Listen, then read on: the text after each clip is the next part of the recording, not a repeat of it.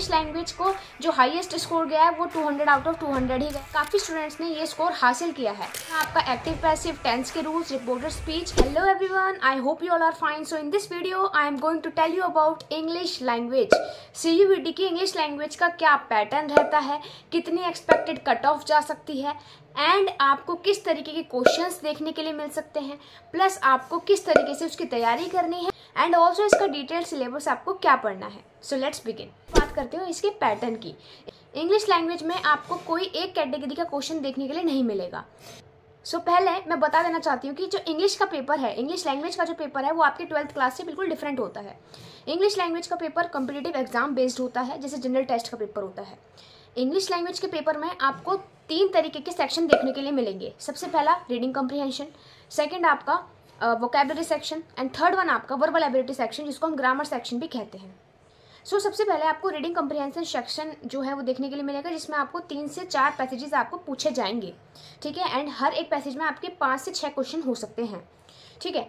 अब मैं बात करूँ वोकैबुलरी की, तो वोकैबुलरी की काफ़ी अच्छी खासी अमाउंट पूछी जाती है, जिसमें आपका सिनोनिम एंटोनिम्स आते हैं, वन वर्ड सब्स्टिट्यूशन आता है, इडियम्स एंड फ्रेजेस आते हैं। Now coming to the last section which is our verbal ability section. तो वर्बल एबिलिटी सेक्शन मतलब ग्रामर सेक्शन, जिसमें आपका ग्रामर सेक्शन काफ़ी स्ट्रांग होना चाहिए, जिसमें आपका एक्टिव पैसिव टेंस के रूल्स, रिपोर्टर स्पीच जिसको हम नरेशन भी कहते हैं, ठीक है, एंड ऑल्सो आपका subject verb agreement, poetic devices, तो ये सब आपके वर्बल एबिलिटी सेक्शन में आते हैं।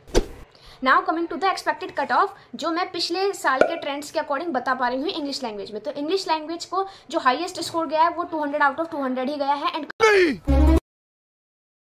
मैं नहीं मानता। इससे अंदाजा लगा सकते हो कि इंग्लिश लैंग्वेज का पेपर उतना टफ नहीं आता है, वो इजी टू मॉडरेट लेवल का ही रहता है।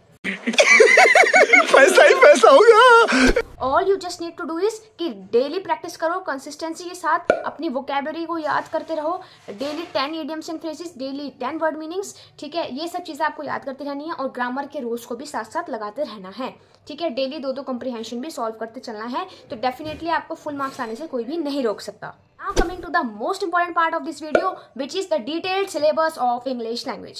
तो detailed syllabus क्या है, मैं आपकी स्क्रीन पर डिस्प्ले कर रही हूँ। वो है आपका, सबसे पहले मैंने आपको बताया है रीडिंग कॉम्प्रिहेंशन। रीडिंग कॉम्प्रिहेंशन में आपको अपना बस रीडिंग पार्ट अच्छा रखना है। आपको पैसेज दिया जाएगा जिसके बेस पे आपको क्वेश्चन करने हैं, तो उसके लिए कोई भी स्पेसिफाइड सिलेबस नहीं है, वो कहीं से भी अनसीन पैसेज होगा। Second is our verbal ability section, जिसका सिलेबस आपको यहाँ शो हो रहा होगा।